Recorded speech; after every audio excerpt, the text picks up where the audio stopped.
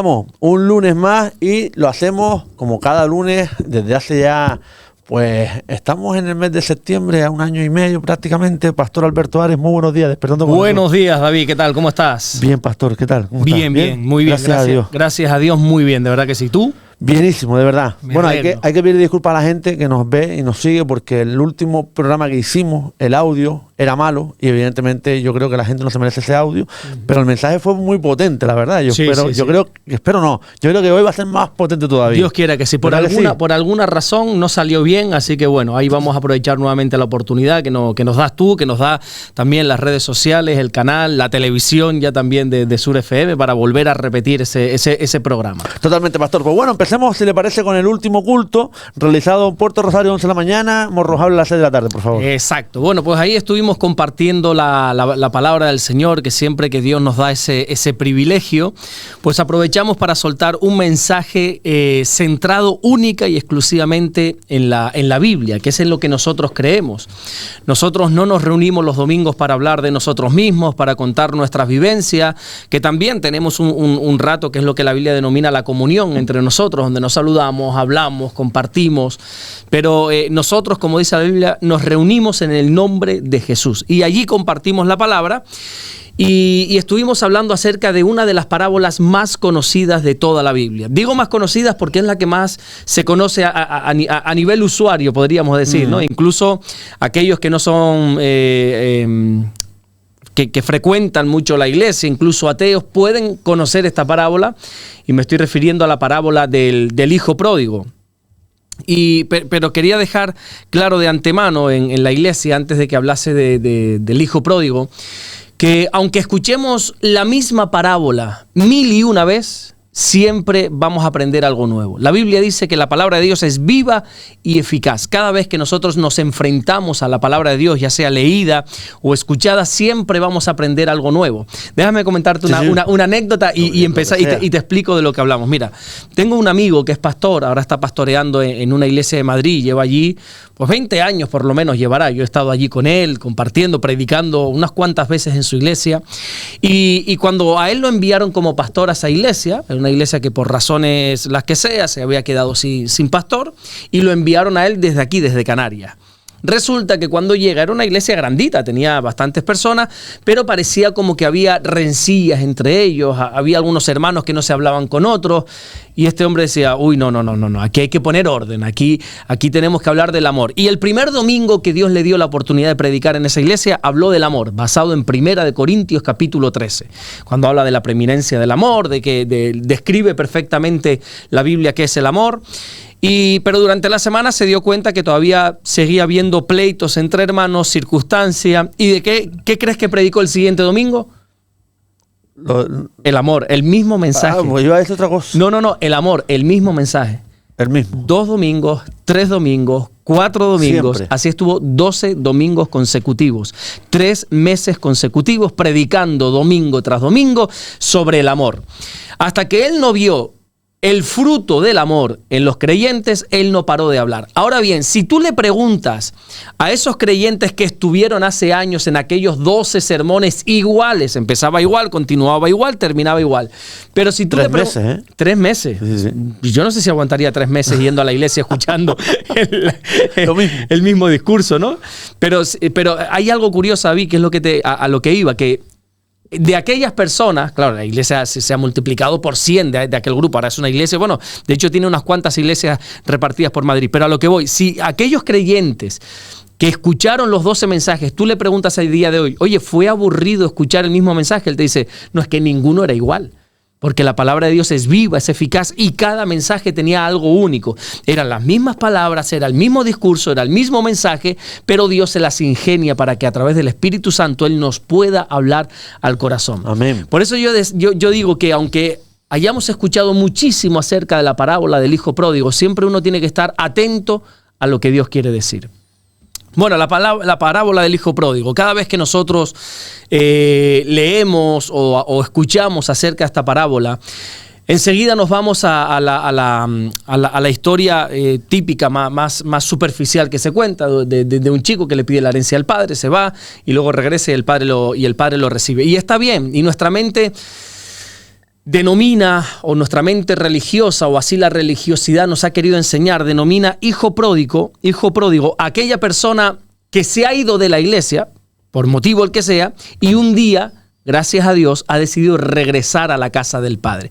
Nosotros en las iglesias denominamos pródigos a esa persona. Y vuelvo y repito, está bien, no es un error, no es una herejía pensar así. Pero también yo le decía a la iglesia que el hijo pródigo viene a representar a la persona que por primera vez viene a la iglesia. ¿Por qué? Porque el Padre ya lo estaba esperando. Quizá era una persona desconocida para todos los hermanos de allí, era una persona que por primera vez llegaba al local de la iglesia, pero era una persona esperada por Dios. Decía unos cuantos versículos que ahí no vamos a entrar, como por ejemplo la omnisciencia de Dios, Dios lo sabe todo, que nosotros no supiéramos que esa persona iba a venir por primera vez a la iglesia, no significa que Dios no tenía el control, que Dios no tenía el conocimiento de que esa persona iba a regresar nuevamente a la casa del Padre. Pero bueno, a lo que vamos a desglosar un poquito esta parábola. ¿La conoces? ¿La del hijo pródigo? Sí. Vale, pues resulta que es una parábola, ¿vale? No es una historia verdadera. La parábola es interesante. Cuando vayamos a estudiar cualquier parábola, David, te voy a decir ya algún no sé si denominarlo secreto, que no es ningún secreto, pero algo interesante de las parábolas es que no nos podemos perder en los detalles. Las parábolas son historias que Jesús contaba, historias cotidianas para darnos una enseñanza, ¿vale? Por eso no nos podemos perder en los detalles, porque lo importante de una parábola es su enseñanza, es la finalidad. Este padre no existió, estos dos hijos no existieron, es una historia que Jesús cuenta para dar la explicación de algo. Pero vamos a estudiar la parábola. Resulta que dice Jesús que un padre tenía dos hijos, y uno de ellos le dijo al padre: Padre, dame la herencia que me corresponde. Eso ya de por sí comenzamos mal, porque en Israel pedir la herencia, bueno, en Israel y a día de hoy también, pedir la herencia a un padre en vida, eso es gravísimo, es una falta de respeto gravísima, porque la herencia se reparte cuando la persona fallece, cuando el padre fallece. Así que lo que le estaba diciendo en otras palabras este hijo al padre era: dame el dinero que me corresponde, porque ya tú para mí estás muerto. Yo ya no quiero saber nada de ti. Dame lo que me corresponde, que me voy. El padre, que como dicen por ahí, con burros no se discute, parece ser que dice: bueno, pues yo no voy a estar discutiendo que sí, que no. Dice que le da los bienes que le corresponden, le da la herencia, le llena los bolsillos de dinero. Mira, hijo, tú te quieres ir, toma y vete y comprueba por ti mismo lo que es el mundo. Así que este hijo se va contentísimo. Imagínate a este niño saliendo con los bolsillos llenos de billetes, se va, se gasta todo el dinero, se lo malgasta, así dice la Biblia. Se malgasta todo el dinero en fiestas, en prostitutas, bueno, en definitiva, despilfarra todo el dinero, hasta el punto que ya no tenía nada. Dice la Biblia que se juntó con uno que tenía unas cuantas posilgas de cerdos, y ahí pues, podía pasar algunas noches y no tenía con qué llenar su vientre, y miraba la comida de los cerdos, aquellas algarrobas, y decía: pues al final voy a tener que echar mano de estas algarrobas para comer. Pero hay un dato curioso, muy bonito en esa parábola, que dice que este hijo pródigo, volviendo en sí, dijo: ¿qué hago aquí? ¿Qué hago yo en este mundo? ¿Qué hago yo rodeado de cerdos? Literalmente, porque estaba rodeado de cerdos. ¿Qué hago yo pasando hambre si en la casa de mi padre hay mucha abundancia de pan? Qué bonito, ¿no? Amén. Sí. Y él, me gusta mucho esa frase de volviendo en sí, porque yo decía: oye, es que hay que estar fuera de sí para vivir lejos de la casa del Padre. Hay que estar muy fuera de sí para que en estos tiempos, en este año 2025, en esta generación que nos ha tocado nacer y vivir, estemos viviendo nuestra vida apartados del Señor. Hay que estar fuera. Hay muchos que la viven así, ¿eh? Exactamente. Por eso me gusta esa expresión que Jesús usó: volviendo en sí. Cuando uno vuelve en sí, entra en un estado de cordura, dice: yo no puedo estar alejado de mi Padre, yo no puedo estar alejado de Dios. Así que decide regresar a la casa de su Padre. Claro, el tema es que este hombre venía maloliente, había estado durmiendo con cerdos, viviendo entre cerdos, y venía totalmente maloliente. Pero lo que encontramos en la parábola, David, es algo tan pero tan bonito, porque dice que el padre, cuando lo vio desde lejos, salió a recibirle y lo abrazó, lo besó, lo recibió con la mejor bienvenida a ese hijo. Y yo decía: yo no podría ser Dios, porque con ese olor yo no sé si sería capaz de abrazar a alguien, ¿no? Yo que soy medio quizá un poco escrupuloso para los malos olores, pero qué bonito, ¿no? Cómo Dios le recibió sin reprochar nada. el padre no le dijo, mira, lávate primero y luego vienes, o mira, cámbiate y luego vienes y te doy un abrazo. No. El padre que representa a Dios en esta parábola y ese hijo que representamos a cada uno de nosotros, el padre lo recibió sin reproche alguno, sin recriminación alguna, y lo abrazó y lo besó. Y contaba una anécdota mía personal de hace muchos años, de cómo yo tenía un buen amigo. Digo tenía, hablo en pasado porque ya falleció. Presumo que está en la presencia del Señor porque era un buen creyente, a pesar de que en esta vida le tocó luchar mucho.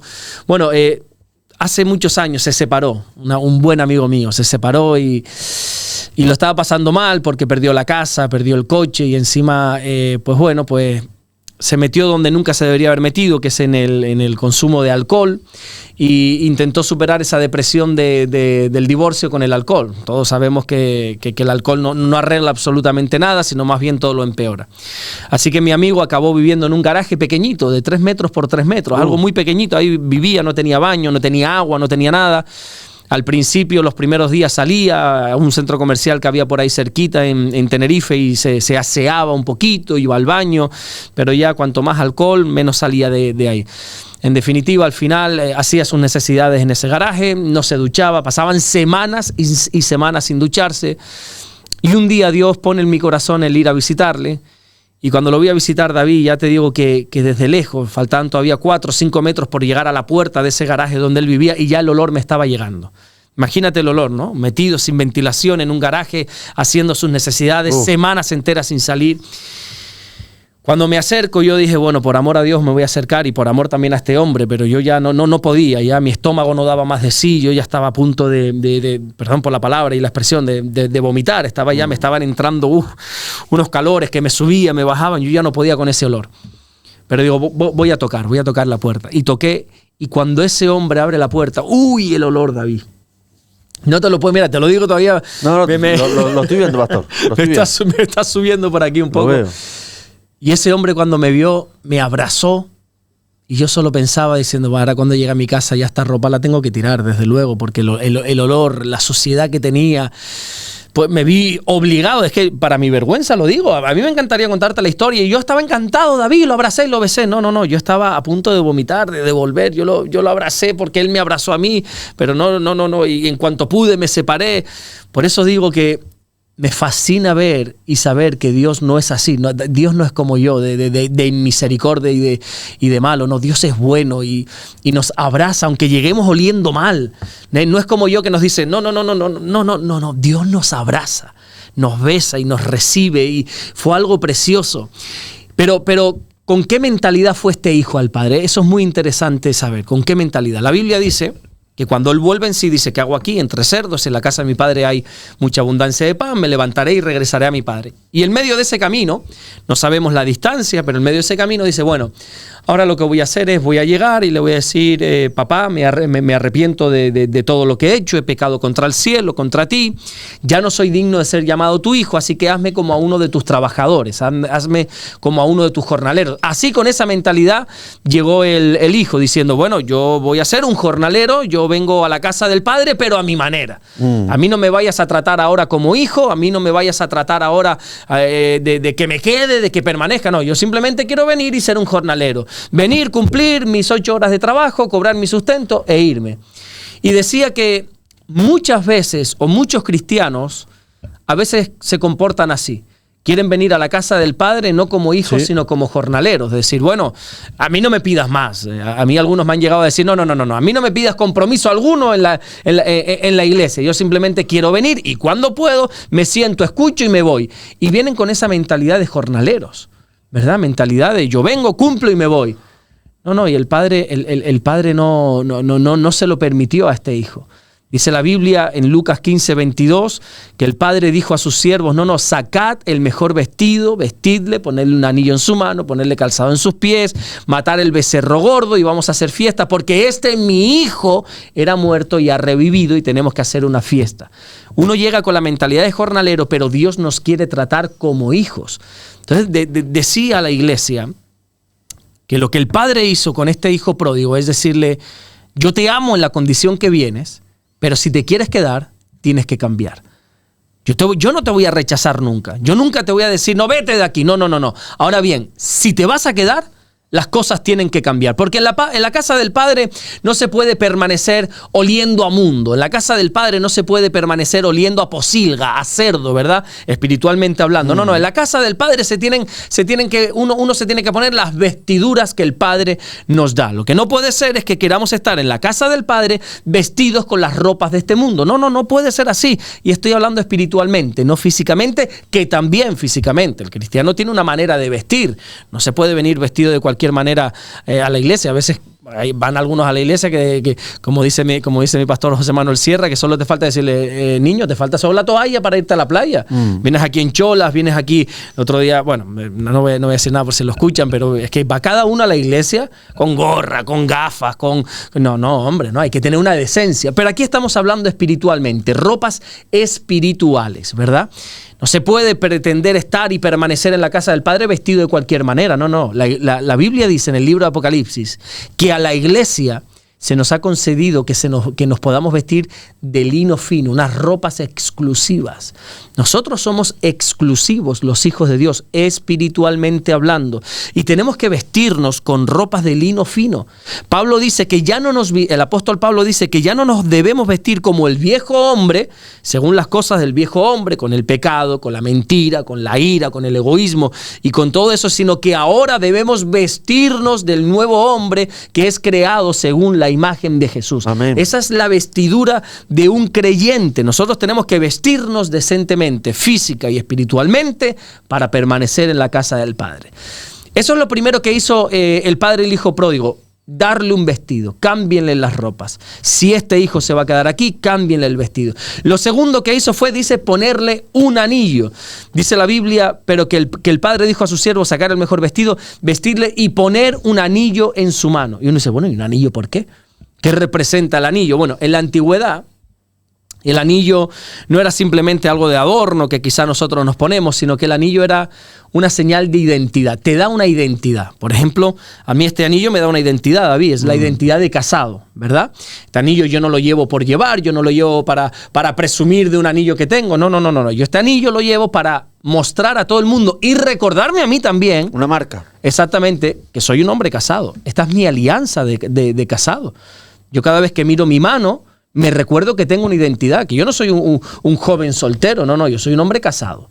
Y yo tengo unas responsabilidades. Y todo el mundo que me ve, cuando se fija en mi mano derecha, aunque los latinos no sé por qué, el anillo de casado se lo ponen en la izquierda. ¿Ah, sí? Sí, nosotros los españoles, lo digo porque a ti te escuchan mucho también desde Latinoamérica. Sí. Nosotros los españoles, cuando estamos de novios, nos ponemos el anillo en la mano izquierda. Sí. Cuando nos casamos, nos lo quitamos de la mano izquierda y nos lo ponemos, como es mi caso ahora, en la mano derecha. Los latinos es al revés. Tienen su anillo de compromiso en la derecha y cuando se casan se lo ponen en la izquierda. Bueno, este anillo, sí, es así. Curioso, ¿no? Sí, curioso, no sé por qué. Por eso, si alguna latina me ve y dice, bueno, está comprometido pero no casado. No, yo estoy casado. Y bien casado. Y bien casado. Sí, 17 años voy a hacer ahora, Dios mediante, el sábado. 17 años de casado, que se dice rápido. Se dice rápido, sí. Y espero que lleguemos dentro de muchos años a las bodas de oro, a las bodas de titanio, como se suele decir, y hasta que la muerte nos separe. Ese es el pacto que yo hice delante de Dios. Y este anillo me lo recuerda cada día, David. Yo me miro y digo, yo soy un hombre casado. Y me da una identidad hacia el mundo exterior de que soy un hombre casado. Lo que el padre estaba haciendo con el hijo, dándole un anillo, era dándole una identidad. Tú ya no eres un cualquiera. Tú, aunque hayas venido del mundo, ya no perteneces a este mundo. Pablo dice que ahora cuando hemos llegado a Cristo ya no somos esclavos, sino somos hijos. Y uno tiene que recordarse constante y permanentemente en este mundo que somos hijos de Dios, que ya no somos esclavos, que no pertenecemos a este mundo. Nosotros, dice la Biblia, que somos ciudadanos del cielo. Por eso el Padre nos pone un anillo, nos da una identidad. Y también quiere dejar clara cuál es nuestra identidad, porque a veces el mundo ha querido forjar en nosotros una identidad incorrecta, ¿verdad? Muchas personas que llegan a la iglesia tienen un pasado donde se les conoce, no sé, por poner algunos ejemplos que vienen a la mente ahora, el borracho, el adúltero, el mujeriego, o en el caso de la mujer es lo mismo. No. Lo que el mundo haya dicho de ti da lo mismo. Ahora que estamos en Cristo, aquí todas las hechas son nuevas, dice la Biblia. Las cosas viejas, las cosas antiguas, lo que hiciste en el pasado, pasó, se olvidó. Ahora mismo se te coloca un anillo y tienes identidad. No importa cómo el mundo te ha tratado, no importa cómo el mundo te ha señalado, no importa cómo el mundo te conoce. Una vez llegas a los pies del Padre, el Padre te pone un anillo y te dice, tú ahora eres mi hijo. Uno tiene que levantar la cabeza, no en señal de que somos orgullosos, no, sabiendo quiénes somos. El mayor título que una persona puede recibir aquí en la tierra es el de hijos de Dios. Y Pablo nos lo recuerda mucho, ya no eres esclavo, ahora eres un hijo. Y a los cristianos, David, hay que recordarle constantemente esto. Tú ya no eres de este mundo, tú tienes una identidad. Y como tienes esa identidad de hijo, compórtate como hijo. Ahora, también dice la Biblia que no solamente el Padre le puso una vestimenta para recordarle que ahora se tiene que vestir como un verdadero hijo, no solamente le dio un anillo que representa la identidad, sino que dice, el Padre lo que dijo fue, pónganle inmediatamente un calzado. Y dice, bueno, ¿y por qué? Imagínate cómo tenía que venir esta persona del mundo, que venía hasta descalza, ¿verdad? Porque así nos trata el mundo. El mundo al principio es buenísimo, pero el mundo nos da una cantidad de palos que nos deja desnudos, sin identidad, descalzos, oliendo mal. Así de inmisericordia es el mundo. El Padre dice, póngale un calzado en los pies inmediatamente. El calzado, quizá para nosotros no tenga mucha importancia, pero en aquella cultura en la que Jesús habló, el calzado era una señal distintiva. Uno sabía quién era un esclavo, porque desgraciadamente en aquella época la esclavitud estaba permitida y la esclavitud era el pan de cada día para muchos. Los esclavos no tenían zapato, era una señal clara de cuando veías a alguien descalzo, tú decías, este es esclavo o pobre. Pero cuando tú veías a alguien con calzado, tú rápidamente decías, este tipo es importante. Ver a alguien con un calzado, decías, este tipo es importante, o su padre es muy importante, que tiene poder para darle un calzado. Así que lo que el Señor está haciendo aquí, o lo que Jesús enseña cuando el Padre le pone un calzado, es decir, ya no eres un esclavo, ahora tienes que caminar como lo que eres, como un hijo de Dios. El calzado también simboliza que ahora nosotros tenemos un nuevo camino por delante. David, nosotros no podemos pretender llegar a la casa del Padre, querer tener una relación con Dios, pero también a la misma vez caminar como caminábamos antes. No. La Biblia dice, oye, examina la senda de tus pies. ¿Por dónde estás caminando?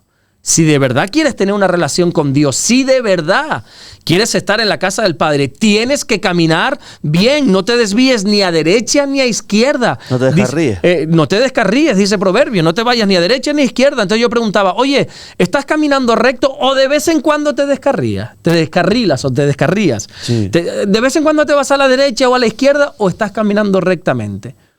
Dios le dijo a Abraham, camina delante de mí en rectitud. Y así tenemos que caminar los hijos de Dios, David, en rectitud. Nosotros nos destacamos, o deberíamos por lo menos, destacarnos por caminar en rectitud. Y le recordaba a la iglesia que los cristianos, una vez recibimos a Jesús en nuestro corazón, ahora nuestro calzado es el Evangelio. Y nosotros tenemos que vivir por y para el Evangelio. Se nos ha puesto el calzado del Evangelio, como dice Pablo cuando escribe la carta a los Gálatas. Y por último, para terminar esta historia ya del hijo pródigo, no solamente le pone un vestido, no solamente le pone un anillo de identidad, no solamente le pone un calzado recordándole que ahora tiene un destino glorioso hacia el Señor, sino que lo último que hace es darle el mejor manjar.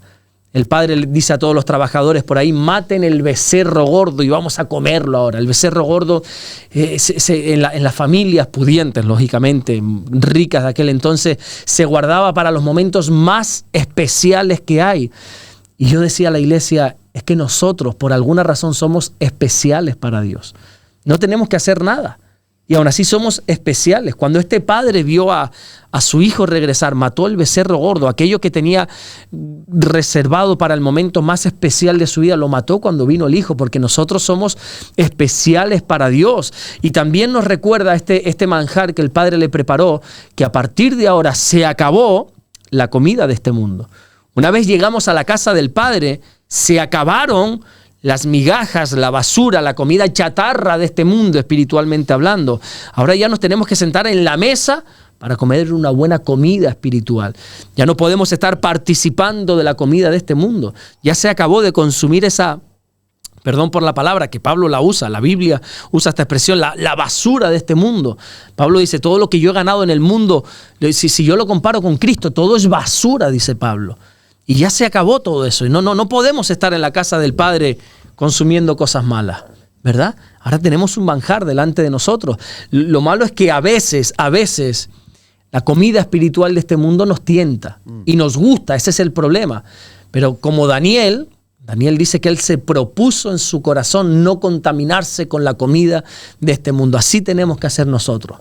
Tener un compromiso serio con Dios y decir, no me voy a contaminar con la comida basura de este mundo. Yo quiero ser fiel a mi Dios, servirle a Él y nada más que a Él. Y hablábamos un poquito de eso, de que podemos venir en cualquier condición a la casa del Padre, pero si queremos permanecer, el Padre demanda un cambio de cada uno de nosotros. Amén. Bueno, pastor, empezamos con las preguntas, si le parece. Que tenemos algunas muy interesantes. Pedir disculpas a la gente de YouTube porque tengo que recuperar un poco la sección de las preguntas, porque hay gente que ha preguntado y demás. Pues son tantas, de verdad, pastor. Tenemos que hacer un programa solo por las preguntas que ha hecho la gente, porque hace muchísimas. La gente tiene muchísimas preguntas. Por cierto, tengo que decirte que siempre me pasa lo mismo. Estuve el fin de semana visitando a los hermanos de Bruselas. ¿Y a quién crees que me dieron saludos? A mí. A ti. Directamente. Me decía uno que se llama David, un hermano que tenemos allí. Tocayo, saludos. Muy buena gente. Su esposa Eva estaba allí con su hija, tiene más hijos. Y me decía, qué dupla más buena haces con David. Me encantan los programas, me encantan las entrevistas. Así que saludos también de los hermanos de Bruselas, David. Saludos para todos los hermanos de Bruselas, de verdad que sí. Muchísimas gracias por seguirnos y de verdad que encantado. Yo muchas veces me ruborizo cuando el pastor me lo dice, ¿no? Pastor, ¿cree que Israel todavía juega un papel especial en el plan de Dios, pastor? Un rotundo sí, totalmente. Todavía Israel sigue jugando y seguirá jugando hasta el último de los días de la existencia de esta tierra. Seguirá jugando un papel crucial, especial, esencial dentro del plan de Dios, porque Israel es el pueblo escogido por Dios. Fue Dios quien escogió a Israel. No es Israel el que escogió a Dios. No, fue Dios que por alguna razón puso sus ojos sobre esta nación, que hoy es una nación. En aquel entonces eran 4 gatos indefensos, pero fue Dios quien escogió a esta nación a través de un hombre llamado Abraham. ¿Has escuchado algo de Abraham? Sí. Que hoy se le conoce como el padre de la fe. Bueno, Dios hizo con este hombre un pacto que se conoce como sempiterno. Sempiterno significa, sempiterno, que tiene un principio, mas no tiene un final. Dios hizo un pacto con Abraham y le prometió muchísimas cosas. Entre esas cosas, Dios le prometió a este hombre llamado Abraham una tierra, que es la tierra de Canaán, esa tierra que fluye leche y miel, que hoy la conocemos como Israel, y una descendencia, que es el pueblo judío. Y Dios no ha desechado a Israel. Pablo quiere enfrentar esta pregunta en su carta, si no recuerdo mal, no recuerdo mal, a los romanos. Sería buenísimo que todos los que nos escuchan puedan leerse esta carta, porque se toca este tema de Israel de una manera preciosa. Aunque esta carta tiene 2000 años atrás, si tú te la lees a día de hoy con todo lo que está pasando en Israel, te vas a quedar sorprendido. Y Pablo hace esta pregunta: ¿ha desechado Dios a Israel? Y él mismo se responde: en ninguna manera. Dios no ha desechado a su pueblo. Dios no ha desechado a Israel. Es cierto que ahora... Después lo llaman, que están en directo ahora mismo. Pero mira, si tengo el móvil apagado, pero lo que pasa es que lo tengo aquí con el móvil, perdón. No pasa nada. Dios no ha desechado a Israel. Lo que pasa que por la incredulidad de ellos, la dureza del corazón de ellos, resulta que ahora Dios está operando a través de la iglesia. Por el rechazo de los judíos, recuerda que ellos creían en el Mesías, pero cuando vino Jesús no lo recibieron como el Mesías. Es más, lo enviaron a la cruz. Y ese rechazo de ellos abrió la posibilidad de que nosotros los gentiles es una expresión que significa que no somos judíos, se abrió el campo de salvación para todos nosotros. Pero un día Dios va a volver a tratar con Israel. La iglesia simplemente, dice Pablo, es como un injerto. Dios ha injertado a la promesa que hizo con Abraham a la iglesia, pero no se ha olvidado de Israel, ni muchísimo menos. Entonces, nosotros no nos podemos olvidar que Jesús nació, creció, vivió, murió y, lo más importante, resucitó en Israel. Jesús fue judío, vivió como judío. Yo sé que hoy hay mucha gente que tiene fobia a esta palabra, ¿verdad? Por todo el engaño que se está soltando en los medios de comunicación, por toda la pésima información, por toda la prensa corrompida y comprada que se está diciendo todas esas barbaridades sobre Israel y sobre los judíos para generar una fobia sobre ellos. No nos olvidemos que Jesús escogió esta tierra para nacer. Y Él nació y decidió, o sea, es la única persona que tenía capacidad de decidir dónde y cómo crecer, y escogió nacer en Israel y vivir como un judío. La palabra nos muestra, David, que en los tiempos finales Israel va a jugar un papel central en el cumplimiento de las profecías. Por ejemplo, cuando hablamos nosotros de la venida del Señor, de la segunda venida del Señor, dice la Biblia que Él vendrá y pondrá sus pies sobre el monte de los olivos, que eso está en Jerusalén. Yo he estado en ese monte. Y dice la Biblia que cuando el Señor regrese nuevamente, donde va a estar físicamente, donde va a poner sus pies, no es aquí en España, no va a ser en Estados Unidos, no va a ser, no, va a ser en Jerusalén, concretamente en un monte que tiene por nombre Los Olivos, en el monte de los Olivos, y allí va a poner sus pies. También dice la Biblia, mira qué dato más curioso, que en los últimos tiempos todas las naciones se levantarán a una contra Israel. ¿Qué pasó la semana pasada? Lo estamos viendo ahora mismo. En una cumbre, ¿verdad? Que llevó a cabo la ONU. Y cuando este presidente, que nos puede gustar más o menos, ¿verdad? Benjamín Netanyahu, nos puede gustar más o menos. Cuando este hombre que está al frente de Israel se pone para dar el discurso, más de 100 diplomáticos de más de 50 países se levantaron y se fueron. Oye, ¿te das cuenta cómo se está cumpliendo la palabra de Dios al pie de la letra? Cómo todos se están levantando contra Israel. Y todo esto es como un embudo que está sucediendo, donde todo lo que está ocurriendo nos está llevando a los tiempos proféticos de Dios, a todo para que se cumpla al pie de la letra, al dedillo, todo lo que la palabra de Dios dice. Todo se está llevando a cabo, y como se le conoce en el mundo cristiano Israel es el reloj profético de Dios. ¿Tú quieres saber cómo está este mundo? Mira lo que dice Dios de Israel y mira cómo está Israel a día de hoy. Todo esto que está sucediendo del movimiento levantarse en contra de Israel, de lo que están haciendo, ya está escrito en la palabra. Y la gente dice, no, porque nosotros tenemos libertad.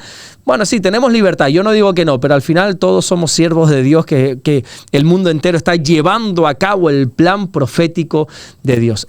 Para mí, a nivel personal te lo digo, sí, el hecho de que Israel exista a día de hoy como país, como nación, porque estuvo descartada como nación siglos y milenios. Fue hace unas cuantas décadas atrás que se estableció nuevamente como país, como nación. El hecho de que Israel exista a día de hoy rodeado de tantos enemigos, para mí es toda una muestra de cómo Dios sigue existiendo y cómo Israel sigue siendo, como dice la Biblia, la niña de los ojos de Dios. Ya te he dicho en más de una ocasión, sé que este es el mensaje más impopular de todos, pero que se levanten todos los que quieran en contra de Israel, que Israel es la niña bonita de Dios. Si un día Israel es vencido, eso significa que Dios no existe. Vamos a jugar a este juego si quieren. Levántense todos los que quieran contra Israel, que Israel nunca, y repito, nunca va a ser destruida, porque el Dios de Israel es el único y verdadero Dios. Amén. Pastor, ¿qué dice la Biblia sobre el suicidio? Bueno, es un tema complicadito, es un tema difícil, y decir de antemano que la Biblia no aborda como tal el tema del suicidio. No vas a encontrar un pasaje, un versículo, unas palabras que digan algo así como no te suicides. No habla directamente o explícitamente del tema del suicidio, porque Dios da por hecho que eso no se tiene que hacer. Ni siquiera lo aborda a ese nivel, porque da por hecho que eso no se puede hacer. Solo Dios tiene el poder y la autoridad de dar y quitar la vida. La Biblia dice en Deuteronomio que dice Dios, yo hago morir y yo hago vivir. Nosotros no tenemos el derecho, ni la libertad, ni la autoridad para quitarnos la vida, ¿no? Atentar contra uno mismo de esta manera es olvidar ese gran principio de que nosotros le pertenecemos a Dios, ni nuestra vida nos pertenece. Cuando una persona se suicida, la gran mayoría de los casos, ¿no? Es que claro, aquí hay que hablar de una manera generalizada. El suicidio es muy difícil porque cada caso es un mundo. Sí, y detrás de un suicidio hay una desgracia, hay una familia sufriendo. Entonces tampoco podemos frivolizar ni generalizar. Hablo con mucho respeto, ¿vale? Yo tengo incluso amigos, yo recuerdo amigos que desgraciadamente se han suicidado. Yo, de hecho, hace muchos años atrás encontré a un amigo mío ahorcado en la puerta de su casa. Fui a la casa a buscarlo y me lo encontré. Fui yo quien se lo encontró ahorcado. O sea, hablo desde el respeto, desde el cariño, desde la misericordia, ¿no? Con estas familias que sufren. Pero cuando una persona se suicida, normalmente lo hace porque piensa o cree que ya no hay salida al problema que está enfrentando. La Biblia nos enseña que Dios no quiere que ninguno perezca. Por eso, en medio de nuestra desesperación, si hay alguno que nos está escuchando y está en medio de ese pozo profundo, de esa desesperación, incluso está batallando, luchando con pensamiento de suicidio, tiene que saber que la Biblia dice, clama a mí y yo te responderé. Aún en medio del dolor, Dios nos escucha. Puede ser que tu pareja te haya dado la espalda, que tus padres te hayan dado la espalda, que tus amigos te hayan dado la espalda o que no te entiendan por lo que estás pasando. Puede ser muchas cosas y todos te hemos podido dar la espalda si quieres y rechazar. Pero la Biblia dice, clama a mí y yo te responderé. Aún en ese momento, si no tienes a quién llamar, clama a Dios, que Él te va a escuchar. Y a todas estas personas que quizás están sufriendo es lo único que le diría, clama a Dios, porque lo que la Biblia dice acerca del suicidio es que para Dios no hay imposible. Para nosotros sería imposible salir de una situación, de lo que quiera que sea. Es que hay tantos casos por los cuales una persona puede llegar a plantearse este tema, porque no ve la salida, no ve luz al final de este túnel, ¿verdad? Pero para Dios no hay nada imposible. Y es verdad que, como dice la Biblia, que después de la oscuridad puede venir una mañana gloriosa y después de la oscuridad va a venir la luz y podemos ver el sol, la salida, esa luz al final del túnel a través del Señor. Los casos de que la Biblia no habla, sino muestra de personas que se han suicidado nunca son buenos ejemplos. Tenemos el caso de Judas, imagínate, Judas el traidor, el que traicionó a nuestro Señor Jesucristo. Al final, viendo todo lo que había ocasionado esa traición, se ahorcó, dice la Biblia. Tenemos el caso de Saúl, uno de los peores reyes que ha tenido Israel, el primer rey de Israel. En una guerra, si no recuerdo mal, con los filisteos, estaba perdiendo y ya los filisteos, él estaba medio herido, los filisteos lo iban a encontrar y él decía, no, yo no me voy a dejar atrapar por estos porque me van a hacer la vida imposible. Así que él decidió también suicidarse, se dejó caer sobre su propia espada, dice la Biblia. O sea, Judas, Saúl, este tipo de personajes nunca han sido buenos ejemplos en la Biblia, porque no es un ejemplo a seguir los que se suicidan. No es una salida, no es una salida nunca el suicidio. Ahora bien, como te decía antes, David, creo que puedes estar de acuerdo conmigo, que hay que tratar este tema con mucha sensibilidad. Sí, claro. Y por lo menos por mi parte, y creo hablar en nombre de todos los creyentes, cuando no soy ningún portavoz ni soy ningún ejemplo a seguir, pero creo que hablo en nombre de todos los creyentes y decirle a aquellos que todos los que están luchando con pensamientos suicidas, al final lo que necesitan es amor. Y aquí van a tener un oído que le va a prestar atención, van a tener, como se dice en este mundo, un hombro donde llorar. Y van a tener por lo menos aquí alguien que les va a escuchar. La Biblia dice que Jesús ha venido a traer vida y vida en abundancia. Por eso, como creyentes, lo que tenemos que hacer es tender la mano, no juzgar ni condenar a quienes estén pasando por este asunto, con estos pensamientos, sino tender nuestra mano, acompañar, escuchar y recordar sobre todas las cosas que en Cristo siempre hay salida y solución a los problemas. Amén. Pastor, tenemos varias preguntas, pero el tiempo es el que es y me queda una, porque va a ser bastante instructiva. ¿Es mejor siempre decir la verdad, pastor, aunque dañe, aunque duela? Sí, la verdad siempre tiene que ser dicha, David. La mentira nunca es una opción, la mentira nunca es la salida, aunque nos beneficie, porque es verdad que a veces la mentira nos puede beneficiar a priori, pero no. Siempre tiene que ser dicha la verdad. La Biblia dice, y conoceréis la verdad, y la verdad os hará libres. Siempre la verdad tiene que ser dicha. Ahora bien, el apóstol Pablo, en una de sus cartas, de sus epístolas, nos da como unos parámetros, nos da unas pautas, unos pasos a seguir para decir la verdad. Y dice Pablo, sea la verdad dicha siempre con amor, ¿verdad? Porque nosotros podemos decir la verdad, pero ofendiendo. No. La verdad tiene que ser dicha con amor. Y todo se puede decir con amor. Te pongo un ejemplo que creo que lo he contado en alguna ocasión, no sé si aquí o en la iglesia o no sé, pero lo pongo, mira. Es evidente que yo llevo luchando toda mi vida con un gravísimo problema que es la gordura. Yo tengo unos kilos de más y siempre he batallado con eso. A veces he ganado peso, otras veces he perdido. Y esa es mi lucha desde que soy niño, ¿verdad? Aquellos que estamos pasados de peso, siempre tenemos la autoestima, y esto lo sabemos todos, aunque ahora se presuma, y no, siempre tenemos la autoestima un poco tocada, no nos gusta que se rían de nosotros, no nos gusta que nos toquen este tema, tenemos la autoestima un poco tocada en ese área. En otras áreas podemos estar muy fuertes, pero en esa área.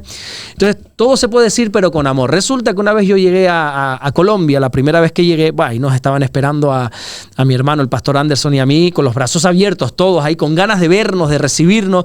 Y había una persona que nos había hecho unas camisetas. Me río, pero qué mal lo pasé en ese momento. Y nos había recibido con unas camisetas de bienvenidos a Colombia, con el símbolo, con el logotipo de la iglesia, Centro Evangélico Vida Nueva. Y ella lo que quería, lo que pretendía es que todos nos pusiéramos la camisa para salir en una foto muy, muy especial, muy chula. Bueno, claro, cuando esta mujer me vio a mí por primera vez en persona, me dice, uy, pero qué gordo estás. Así me dijo. Delante de... Así. Pues no te estoy ni quitando ni añadiendo palabras. Yo no sabía que estabas tan gordo. Y te he hecho una camisa que no te va a servir. Yo por educación, sí, y me reí, y me dio la camisa, no me servía. Entonces todos salen con la camisa puesta y yo con la camisa así, sin poner. Y me dijo la verdad, sí, pero bueno, esa verdad dañó. Tengo un amigo, se llama Rubén, no sé si va a escuchar esta entrevista, de aquí decirle que le amo con locura, es un amigo, es un hermano, es de las mejores personas que conozco. Él es de Barcelona, un hermano en la fe, con su preciosa familia, allí vive en Barcelona. Y pasó lo mismo cuando me vio por primera vez, si no recuerdo mal, fue en Toledo, en un campamento de jóvenes. Sí, fue allí en un campamento de jóvenes que teníamos. Él me sigue por las redes, en el canal de YouTube y todo eso. Y cuando me ve, él me dijo así, David, me dice, uy, pastor, la verdad que no sabía que estabas tan fuerte, me dijo. Yo lo entendí el mensaje. Mis hijos me dicen que soy ancho de hueso. Sí, que somos anchos de hueso. ¿Sabes lo que lo que te están diciendo tus hijos? ¿Sabes lo que es, no? Lo que me dijo Rubén y lo que me dijo esta mujer allí en el precioso país de Colombia es lo mismo. Pero fíjate las palabras de Rubén, ¿no? Claro. Uy, mi amado pastor, no sabía que eras tan ancho, me dijo. Luego, claro, encima es una persona que se cuida mucho, que está fuertita, que... Entonces todo se puede decir, la verdad tiene que ser dicha, pero con amor. La Biblia dice que hay palabras que son como golpes de espada sí. Y que duelen y que atraviesan el corazón. Por eso tenemos que medir cómo decimos las cosas. Hay que decir la verdad, pero medir cómo las decimos. La Biblia también nos enseña a través del apóstol Pablo que digamos lo que digamos, todo tiene que ser dicho para edificar al oyente. Y añade la palabra gracia. Él dice que tenemos que sazonar nuestras palabras con gracia, con el fin de edificar al oyente, al que nos escucha. Es decir, que si lo que vamos a decir no edifica, por más que sea la verdad, no lo digas. ¿Verdad? No es que es la verdad, sí, pero si tu verdad ofende, si tu verdad daña y si tu verdad sobre todas las cosas no edifica, ¿para qué la dices? ¿Para qué dices eso? Entonces, la verdad siempre tiene que ser dicha, sí, pero cuando va con amor y sirve para edificar. Te pongo un ejemplo bíblico. En una ocasión, si no recuerdo mal, estaban en Capernaum, Jesús con sus discípulos, y los cobradores del impuesto del templo. Había un impuesto que todos los hombres judíos tenían que pagar, mayores de 20 años tenían que pagar una vez al año para el sostenimiento del templo. Y resulta que llegan estos cobradores a Pedro y le dicen, oye, ¿qué pasa, Pedro? Que tu señor, que tu maestro no paga el impuesto. Y Pedro dice, bueno, espera un momentito. Y se va Jesús, mira Jesús, que me acaba de pasar esto. Me llegan los cobradores del impuesto y me dicen que si tú lo tienes que pagar. Imagínate a Jesús, que es el Dios vivo de esta tierra, que es el creador de ese templo, es el dueño, es el Dios de ese templo. Él está exento de pagar ese tributo, ese impuesto. Pero él dice, mira, ¿sabes qué, Pedro? Para no ofender, vamos a pagar este impuesto. Y le dice algo, bueno, vete por ahí, coge estas monedas y págalas por ti y por mí. Pero siempre me ha llamado la atención el hecho de que Jesús diga, para no ofender, haz esto. Hay cosas que tenemos que hacer y dejar de hacer y decir y dejar de decir para no ofender. ¿La verdad siempre tiene que ser dicha? Sí. Pero si tu verdad ofende y no edifica, es mejor no decirla. Totalmente. Amén. Pastor, de verdad, se nos va el tiempo. Hoy un poco más corto de lo habitual, pero también tenemos que salir del estudio. Así que, Pastor, de verdad, Dios me lo bendiga. Muchas gracias, David, por la oportunidad. Dios te bendiga. Gracias, de verdad, Pastor. Hacemos un altito y enseguida el rebumbio con el concejal de deportes, José Benito Alonso. No te vayas porque estoy pasando lista. Hasta ahora.